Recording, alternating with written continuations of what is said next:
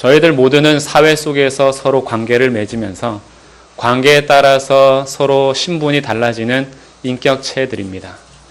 동일한 인격체 한 사람으로 존재하지만 우리가 어떤 사람과 관계하냐에 따라서 우리의 신분이 달라집니다. 저는 삼형제 중에 둘째입니다. 성질이 못났습니다. 둘째로 자라다 보면 좀 그렇게 되는 것 같습니다. 그리고 저는 또한 한 아내의 남편입니다. 그리고 결혼하여 자식을 낳아 보니 아빠가 되었습니다. 그리고 저는 또한 목사입니다. 그러나 이것이 저의 모든 신분은 아니고 고향 친구들을 만날 때에는 편한 친구로, 때로는 형, 동생으로 오빠와의 신분을 가지고도 있습니다. 제가 똑같은 인격체임에도 불구하고 누구와 관계하냐에 따라서 저의 신분이 이렇게 달라집니다. 저뿐 아니라 사회를 살아가는 모든 사람들이 그렇습니다. 엄마로, 딸로, 직장에서는 자기의 직위로, 우리가 무엇을 어떤 사람과 관계하냐에 따라서 우리의 위치가 달라집니다. 그러다 보니까 우리가 인생을 살아가면서 가장 어려운 것이 관계가 아닐까 생각합니다. 내가 어떻게 관계해야지 사회생활을 더 잘하게 될까? 직장에서 상관과의 관계는 어떻게 해야 하며 부하 직원과의 관계, 동료와의 관계는 어떻게 해야 하는지 우리는 끊임없이 질문을 던집니다. 또한 내가 아빠로서 어떻게 해야 하는지, 남편으로서는 어떻게 해야 하며 아내로서는 어떻게 해야 되고 엄마로서는 어떻게 해야 하는지 우리들은 끊임없이 질문을 던지곤 합니다.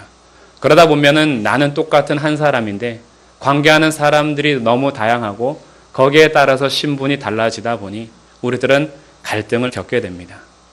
이런 갈등 관계 속에서 우리들이 여전히 동일한 하나의 신분이 있습니다. 모든 사람들이 관계 속에서 신분이 달라지지만 우리 모두의 공통된 신분은 성도라는 것입니다. 그리고 이 성도라는 신분은 다른 말로 왕 같은 제사장들입니다. 저희가 모두 각자의 위치에서 신분이 다를지라도 우리에게 동일하게 주어진 신분, 이 왕 같은 제사장이라는 마음을 마음에 담고 오늘과 다음 주 2주 동안에 그렇다면 왕 같은 제사장의 길, 이 왕의 길은 어떻게 사는 것인가 라는 것에 있어서 나누고자 합니다. 그 첫 번째 오늘 본문이 열왕기상 3장에서 솔로몬입니다. 그렇다면 우리가 먼저 왕이란 무엇인가 라는 정의가 필요할 텐데 세상에서 왕은 군림하여서 으뜸이 되는 것입니다. 그러나 성경에서 말하는 왕은 그런 것이 아닙니다. 7절 말씀을 같이 보겠습니다. 나의 하나님 여호와여 주께서 종으로 종의 아버지 다윗을 대신하여 왕이 되게 하셨사오나 종은 작은 아이라 출입할 줄을 알지 못하고. 여기에서 그대로 살려본다면 왕이란 출입하는 자입니다. 출입한다라는 것은 말 그대로 들어가고 나가는 사람입니다. 누구에게 들어가고 나가냐 하면 주님께서 맡겨주신 백성들 사이를 들어가고 나가는 사람이 왕이라는 것입니다. 그러면 들어가고 나가면서 무엇을 해야 하느냐? 진정한 왕이신 주님을 어떻게 섬기는지 왕의 신분으로서 모범을 보이는 자가 주님께서 세우신 왕이라는 것입니다. 이 개념이 우리에게 먼저 잡혀 있어야 합니다. 그래서 솔로몬은 이렇게 고백합니다. 종은 작은 아이입니다. 자기가 이스라엘의 왕이지만 자기의 신분은 진정한 왕이신 하나님의 종이라는 것을 잊지 않았습니다. 우리가 갖춰야 될 것이 첫 번째 이 자세라는 것입니다. 하나님께서 우리를 왕 같은 제사장으로 삼으시고 모든 만물 우리에게 주셔서 다스리라 하실 때에는 너도 나의 종이라는 개념을 잊지 않고 정말 진정한 왕이신 하나님을 어떻게 섬겨야 하는지 그 신분을 바르게 지키는 것이 성경에서 말하는 왕이며 이 왕이 해야 할 일은 출입하는 것입니다. 들어가고 나가는 것입니다. 나의 신분은 왕이니까 백성과 다르다라고 차별하면서 선을 긋고 높은 자리에 있는 것이 왕이 아니라 백성들 사이에서 출입하면서 하나님을 어떻게 섬겨야 하는 것인지 보이는 것이 왕이라는 것입니다. 즉 왕은 모범을 보이는 자입니다. 그런데 오늘 솔로몬이 이렇게 고백합니다. 7절 하반절 다시 보면요. 왕이 되게 하셨으나 종은 작은 아이입니다. 그래서 출입할 줄을 알지 못합니다. 왕은 백성 가운데 출입해야 되는 사람인데 저는 작은 아이라서 할 줄을 모릅니다 라는 고백을 합니다. 왕으로서 자기의 신분을 지킬 능력이 없다라는 것이지요. 그래서 자기는 이렇게 고백한 것입니다. 6절에서 솔로몬이 이르되 주의 종 내 아버지 다윗이 성실과 공의와 정직한 마음으로 주와 함께 주 앞에서 행함으로 주께서 그에게 큰 은혜를 베푸셨고 주께서 또 그를 위하여 이 큰 은혜를 항상 주사 오늘과 같이 그의 자리에 앉은 아들을 그에게 주셨나이다. 자기가 왕에게 오른 것은 선왕 다윗 때문이라는 것을 압니다. 나의 아버지 다윗이 하나님과 함께 동행하면서 하나님 앞에 행한 믿음 때문에 그의 아들인 제가 이 자리에 있는 것을 압니다. 오직 하나님의 은혜로 이 자리에 있지만 저는 작은 아이라 출입할 줄을 알지 못합니다. 근데 이것이 어찌 솔로몬에게만 해당하는 것이겠습니까? 하나님께서 저희들을 왕으로 세우셨음에도 불구하고 저희들의 고백이 이와 같습니다. 인생은 연습이 없기 때문입니다. 누가 연습하고 아빠가 되지 않았습니다. 연습해보고 엄마가 되지 않았습니다. 연습해보고 남편과 아내의 자리에 있는 것이 아닙니다. 연습해보고 직장에 들어가서 직장 생활을 하는 것도 아닙니다. 우리가 인생을 한번 연습해보고 두 번째 살아가는 것이 아니기 때문에 누구에게나 관계하는 이것이 처음입니다. 그래서 서툽니다. 남편으로서 내 자리를 어떻게 지켜야 하며 아내로서, 자녀로서, 그리고 부모로서 내 자리를 어떻게 지켜야 하는지 저희들은 잘 모릅니다. 우리들은 작은 아이일 뿐입니다. 그래서 출입할 줄을 알지 못합니다. 내가 내 자리에서 모범을 보여야 하지만 우리들이 어떻게 해야 하는지 사실 아무도 모른다는 것이죠. 그러면 오늘 이 솔로몬의 위치와 우리의 위치가 동일합니다. 저희들도 종이지만 작은 아이라서 어떻게 해야 될지 모르는 인생을 처음 사는 사람들입니다. 그러면 이럴 때 솔로몬은 무엇을 구했습니까? 9절 말씀, 누가 주의 이 많은 백성을 재판할 수 있사오리이까? 듣는 마음을 종에게 주사 주의 백성을 재판하여 선악을 분별하게 하옵소서. 솔로몬이 구한 두 가지는 하나로 연결이 됩니다. 첫 번째는 듣는 마음을 구했습니다. 하나님, 듣는 마음을 종에게 주십시오. 그리고 이 듣는 마음을 주셔서 두 번째 연결되는 것이 주의 백성을 재판하여 선악을 분별하게 하옵소서. 듣는 마음과 분별력을 구한 것입니다. 이것이 완전히 나눠지지 않고 연결된다는 점에서 하나이긴 하지만 우리가 두 개를 나누어서 볼 때 첫 번째 필요한 것이 듣는 마음이요. 두 번째 필요한 것이 분별력이라는 건데 하나님께서는 솔로몬의 이 구함을 듣고 이렇게 대답하십니다. 11절, 이에 하나님이 그에게 이르시되 내가 이것을 구하도다. 자기를 위하여 장수하기를 구하지도 않고 부도 구하지 않고 자기 원수의 생명을 멸하기도 구하지 아니하고 오직 송사를 듣고 듣는 마음을 구했고 분별하는 지혜, 분별력을 내가 구했구나. 그래서 12절, 내가 내 말대로 하여 내게 지혜롭고 총명한 마음을 주겠다. 하나님께서 솔로몬의 요청을 듣고 두 가지를 주셨습니다. 지혜와 총명한 마음을 주신 것입니다. 그렇다면 우리 본문 9절에서부터 12절을 통합해 볼 때 지혜란 무엇인가? 지혜가 곧 듣는 것입니다. 듣는 것이 지혜요, 분별하는 것이 총명입니다. 듣고 분별하는 것, 이것이 지혜롭고 총명한 마음이라는 것입니다. 그런데 이 사건은 지금 솔로몬이 기브온 산당에서 제사를 드리고 꿈을 꾸다가 일어난 사건입니다. 그리고 이 꿈이 실제라는 것을 보여주는 재판이 그렇게 유명한 솔로몬의 재판입니다. 이 솔로몬의 재판은 믿는 자나 믿지 않는 자나 거의 다 알고 있습니다.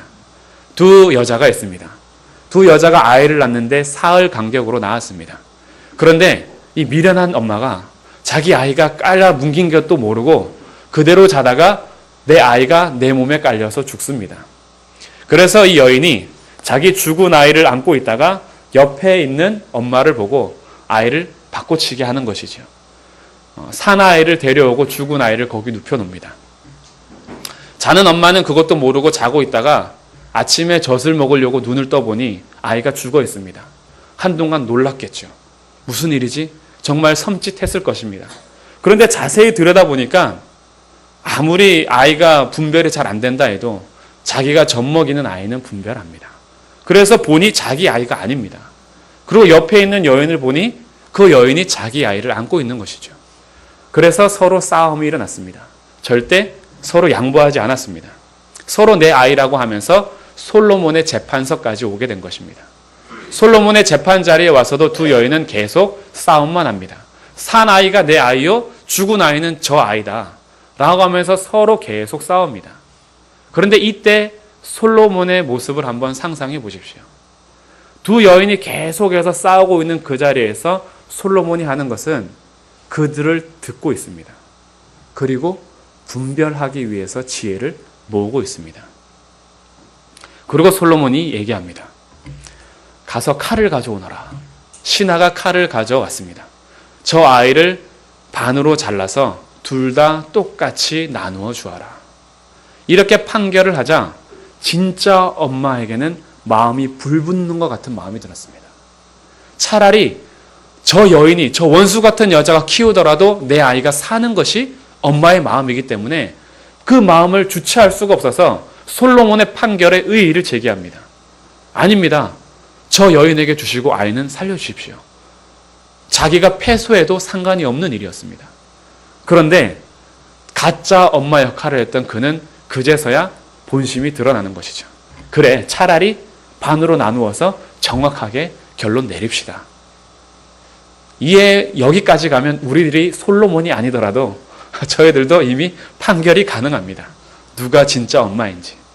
그러면 왜 솔로몬의 지혜에 대해서 이 수많은 재판 중에도 왜 이 재판이 여기에 기록되어 있을까요? 28절 말씀 같이 한번 읽어보겠습니다. 28절요. 시작. 온 이스라엘이 왕이 심리하여 판결함을 듣고 왕을 두려워하였으니 이는 하나님의 지혜가 그의 속에 있어 판결함을 봄이더라. 아멘. 자, 여기서 우리가 오해할 수 있는 단어가 하나 있는데 온 이스라엘 왕이 심리하여라는 단어를 오해할 수 있습니다. 우리가 번역을 심리적인 것으로 했기 때문입니다. 심리학적인 단어로 썼죠. 근데 여기서 번역한 이 심리라는 히브리어는 심리라는 단어가 아니라 재판이라는 단어입니다. 곧 이것을 정확하게 직역해 본다면 온 이스라엘이 왕이 재판한 그 재판을 듣고입니다. 심리학적으로 분석해서 재판했다는 내용을 담은 것이 아니라 그것은 본문 아마 번역한 사람이 본문의 내용을 보면서 그것을 심리적인 판단으로 했겠다라고 해서 재판이란 단어가 2번 들어갔기 때문에 의역한 것으로 보입니다. 그런데 이것을 정확하게 번역한다면 왕이 재판한 그 재판을 들었다라는 거예요. 온 이스라엘이 들었습니다. 그리고 두려워합니다. 두려워하는 이유가 무엇이냐? 마지막에 보니까 왜냐하면 이는 하나님의 지혜가 그의 속에 있어 판결함을 보았기 때문이다. 하나님의 지혜가 그의 속에 있다라는 것을 온 이스라엘이 두 여인의 재판 과정을 듣고 깨달은 것입니다. 왜 온 이스라엘은 이 재판을 통해서 하나님의 지혜가 솔로몬에 있다고 판결을 그렇게 그들이 느꼈을까요? 지금 이 두 여인은 참 비천한 여인입니다. 그럼에도 불구하고 솔로몬은 그들의 판결을 공정하게 해주면서 옳고 그름을 판단하는 자리에서 그치지 않고 생명을 살리는 자리까지 간 것입니다. 우리가 재판이라고 생각할 때에는 흔히 옳고 그름을 나누는 것으로 여깁니다. 그래서 옳고 그름을 잘 따지면 판결을 잘했다라고 생각합니다. 그런데 하나님의 지혜는 여기에서 그치지 않습니다. 옳고 그름을 따지는 것이 아니라 옳고 그름을 따진 이후에 생명을 살리느냐 죽이느냐입니다. 하나님의 지혜는 생명을 죽임으로 옳음을 쓰는 것이 아니라 옳음을 통해서 생명을 살리는 데 목적이 있습니다. 그래서 지금 이 여인들이 살아났다라, 아이가 살았고 엄마가 살았다라는 데 초점이 있기 때문에 온 이스라엘 백성들이 깜짝 놀라는 것입니다. 단순히 옳고 그름을 판결한 것이 아니라 왕의 재판은 생명을 살리는 데까지 나갔다라는 것이죠. 결국 하나님께서 주신 지혜와 분별은 생명을 살리는 데 사용이 되었다라는 것이 오늘 열왕기상 3장의 내용입니다. 그 생명을 살리는 것이 옳다라는 거예요. 이것은 하나님께로부터 나오는 마음이 아니면 도무지 할 수 없다. 사람으로부터 나오는 것은 사람을 죽이는 일을 하지 생명을 살리는 일은 하지 않습니다. 그런데 솔로몬은 이 재판을 통해서 생명을 살렸습니다. 그래서 하나님의 지혜가 있다라는 것을 그들이 보게 되는 것이죠. 근데 우리들 중에는 혹시 이렇게 생각할 수 있습니다. 나 같은 것이 무슨 지혜냐? 그냥 되는 대로 살아야지. 나는 지혜롭게 지혜를 구할 수 있는 자격이 없다라고 생각할 수 있을지 모르겠습니다. 그런데 오늘 본문을 사실 3장을 전체를 보면 솔로몬 같은 것에게도 지혜를 주었습니다. 왜냐하면 3장 1절에서 어떻게 시작하냐면 솔로몬은 이미 애굽 왕 바로의 딸과 혼인을 맺었습니다. 그리고 정책을 펴나갈 때 하나님의 말씀 앞에 서서 좌로나 우로나 치우치지 않은 왕이 아니라 혼인 정책을 펴면서 이방 여인을 자기 부인으로 맞이한 왕이 솔로몬입니다. 왕으로서 절대 이런 일을 해서는 안 되겠죠. 모범을 보여야 하는 사람입니다. 어찌 이방 여인과 결혼하면서 하나님께서 그 많은 일을 왕이 하고 있단 말입니까? 그런데 이런 솔로몬에게도 하나님께서는 후에 지혜를 주십니다. 그러면 하나님께서 솔로몬에게 지혜를 주신 목적은 한 가지입니다. 솔로몬의 영광을 위함이 아니라 솔로몬이 통치해야 될 이스라엘 백성 때문에 지혜를 주신 것입니다. 솔로몬에게 지혜를 주어서 이스라엘을 살리고자 했던 것이 하나님의 목적입니다. 그러면 이것을 우리에게 한번 적용해 보십시오. 나의 잘남 때문에 지혜를 요구하는 것이 아닙니다. 우리에게 지혜가 있어야지 우리의 가정이 삽니다. 엄마로서 어떻게 해야 하는지 지혜가 있어야지 내 자녀들을 바르게 양육할 수 있습니다. 아빠로서 내가 어떻게 해야 되는지 지혜가 있을 때 아빠로서 제대로 된 역할을 할 수 있다는 것이죠. 나에게 지혜를 주심으로 인하여서 하나님께서 맡겨주신 가정이 사는 것입니다. 이와 마찬가지로 교회에서도 직분을 맡은 자들이 필요한 것이 이런 지혜입니다. 지혜를 가지고 옳고 그름만 나누면서 상대가 살든지 죽든지 관심 없는 것이 아니라 하나님의 지혜는 성도를 살리는 데 사용이 되기 때문에 모든 직분자에게 이런 지혜가 필요합니다. 직장에서도 마찬가지입니다.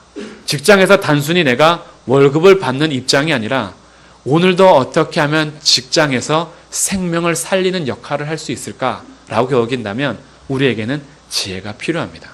그리고 그 직장이 하나님의 나라로 생각하면서 지혜를 구한다면 우리의 자격과 상관없이 그 하나님의 나라를 위해서 우리에게 지혜를 주신다라는 것입니다. 지혜를 구하는 것, 이것이 왕의 길입니다. 저는 오늘 왕의 길 첫 번째 제목을 경청이라고 삼아봤습니다. 주보를 잠시 보실까요? 이 한자가 경청입니다. 기울 경자에다가 들을 청, 그것이 경청입니다.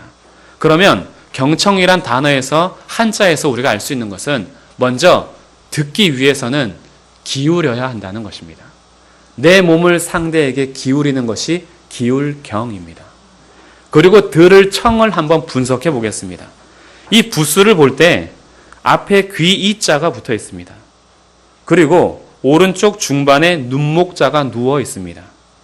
그리고 오른쪽 제일 밑에는 마음 심자가 있습니다. 그렇다면 듣는다는 것은 무엇이냐? 귀를 기울이고 눈을 기울이고 마음을 기울이는 것이 경청이라는 것입니다. 우리는 흔히 듣는다라는 것을 귀로만 들을 때가 있습니다. 그러나 경청은 귀로 듣고 눈으로 보고 마음으로 듣는 것입니다. 그 사람에게 내 온 마음을 기울여서 말이죠. 이것이 지혜라는 것이죠. 그러면 우리가 지혜, 경청을 적용해 볼 때 첫 번째 우리가 경청해야 할 것은 하나님의 말씀입니다. 하나님의 말씀에 몸을 기울이고 내 귀와 눈과 마음을 온전히 쏟으면서 듣는 것입니다. 그렇게 하나님의 말씀을 경청함으로부터 하나님께서 주시는 분별력이 나오게 됩니다. 그리고 그 지혜와 분별력을 가지고 내 앞에 있는 사람에게 내 귀와 눈과 마음을 쏟아서 몸을 기울여 듣는 것입니다. 그렇게 될 때에 지혜와 분별력이 나옵니다. 우리들은 가정 안에서도 상대방의 얘기를 잘 기울여 듣지 않습니다. 내 고집과 내 판단을 가지고 상대방의 얘기를 들으니까 대화가 끝이 나지 않습니다. 상대의 입장에서 내 귀와 눈과 마음을 쏟아야 하는데 그렇지 않기 때문에 하나님께서 통치하시는 하나님의 나라가 되어야 될 가정이 듣지 않음으로 인해서 해결이 되지 않는 것입니다. 여인들의 이야기를 잘 듣고 있던 솔로몬을 생각해 보십시오. 듣고 있을 때 귀로만 듣는 것이 아니라 눈으로 그들의 얼굴 상태를 봅니다. 그리고 마음으로 엄마의 마음을 읽은 것입니다. 거기서부터 지혜가 나오는 것이죠. 그리고 분별할 수 있는 것입니다. 그리고 이 듣고 분별하는 최종적인 목표는 내가 옳다라는 것을 증명하는 것이 아니라 상대방을 살리는 데 목표가 있습니다. 이것이 하나님의 지혜입니다. 잘 들었다. 내가 다 들었다. 그래서 결국 내가 옳지 않느냐. 이것을 내세우는 게 아니에요. 옳음이 증명되는 하나님의 지혜는 결국은 내 앞에 있는 사람이 사는 것입니다. 내가 옳음을 증명하면서 상대가 죽는다면 하나님의 지혜가 아닙니다. 내가 들어줌으로 상대방이 살 때 그것이 하나님의 지혜라는 것입니다. 그렇다면 우리가 오늘 말씀을 듣고 상대방의 얘기를 잘 경청했을 때 어떻게 그를 살릴 수가 있느냐? 우리가 도대체 무엇이기에 생명까지 살릴 수 있느냐? 여기에서 한번 잘 들어보십시오. 놀라운 일이 있습니다. 오늘 재판석에 올라온 여인을 16절에서는 이렇게 소개합니다. 그때에 창기 두 여자가 왕에게 와서입니다. 이 두 여자는 창녀들입니다. 그러면 이스라엘 백성 가운데 창기는 존재할 수 없습니다. 신명기 22장 21절과 23장 17절에서 하나님께서는 이스라엘 백성 중에 창기들을 죽일 것을 명령합니다. 그러면 이 두 창기의 여인은 왕의 앞에 왔을 때 그들의 재판에서 승소하든 패소하든 이 여인들은 죽어야 되는 여인들입니다. 창기이기 때문입니다. 그런데 왕은 창기들을 재판할 때에 그들의 생명을 살려줌으로 판결을 합니다. 그럼 이 재판이 무엇이겠습니까? 이 재판에서 결국은 말해주고자 하는 것은 이 창기의 입장이 바로 우리들의 입장이라는 것입니다. 우리들은 재판석에 앞에 나갈 때 죽어야 되는 죄인들입니다. 하나님의 공의로운 재판 앞에 우리들은 창기와 같이 죽어 마땅한 자들입니다. 그런데 하나님의 공의로우심으로 우리를 죽임으로 쓰신 것이 아니라 우리를 대신해서 하나님의 지혜이신 예수 그리스도를 보내심으로 창기들과 같은 죄인들을 살리시는데 하나님의 지혜를 쓴 것입니다. 이것이 그리스도의 십자가입니다. 그리스도의 십자가가 그래서 하나님의 지혜입니다. 이것 외에는 지혜가 없습니다. 우리가 그렇다면 생명을 살리는 지혜는 무엇입니까? 남편으로서 그리스도의 십자가 앞에 서는 것입니다. 아내로서 그리스도의 십자가 앞에 서는 것입니다. 자녀된 입장으로, 부모의 입장으로 그리스도의 십자가 앞에 서는 것이 곧 상대방을 살리는 지혜입니다. 직장에서도 마찬가지죠. 직장에서도 내가 그리스도 예수를 잊지 않고 왕이신 나의 하나님 앞에 종으로서 지혜를 구할 때 내가 십자가를 지고 가는 그 삶이 나에게 주어진 직장에서도 하나님의 나라를 이루는 하나님의 지혜가 됩니다. 이것이 솔로몬이 구한 것이었습니다. 오늘 주의 말씀을 경청하십시오. 상대방의 말을 경청해 주십시오. 그리고 내 안에서 그를 살리기 위해서라면 이것은 곧 하나님의 지혜이신 그리스도 예수님이 필요합니다. 우리 모두에게 이 지혜는 누구만 갖고 있어야 되는 것이 아니라 누구나 왕 같은 제사장은 다 가지고 있어야 되는 지혜입니다. 오늘도 주님 앞에 우리 솔로몬처럼 이렇게 기도합니다. 주님, 저는 작은 아이라서 출입할 줄을 알지 못합니다. 내가 도대체 남편으로서, 아내로서, 부모로서 어떻게 서야 하는지 알지 못하는 작은 아이입니다. 직장에서 내가 어떻게 서야 하는지 저는 모르는 작은 아이입니다. 그래서 주님, 듣는 마음을 주시고 분별력을 허락해 주십시오. 이렇게 주님 앞에 지혜를 구할 때 오늘도 후히 주시고 꾸짖지 아니하시는 하나님께서 우리 모두에게 하나님의 지혜를 주실 것을 믿음으로 선포합니다. 이 하나님의 지혜가 우리의 가장 귀한 소유입니다. 이것을 누리시기를 주님의 이름으로 축복합니다. 기도하겠습니다. 하나님, 저희들도 작은 아이라 출입할 줄을 알지 못합니다. 주님께서 왕같은 제사장으로 저희들을 세워주셨지만 가정에서, 직장에서, 이웃과의 관계에서 도무지 어떻게 해야 하는 것이 지혜로운 일인지 정말 알지 못할 때가 많이 있습니다. 그래서 상대방을 살리기보다는 상대방도 죽이고 내 안의 심령도 죽어갈 때가 너무나 많이 있습니다. 하나님, 이 시간 구하오니 저희들에게 듣는 마음을 허락하여 주셔서 선악을 분별할 수 있게 하옵소서.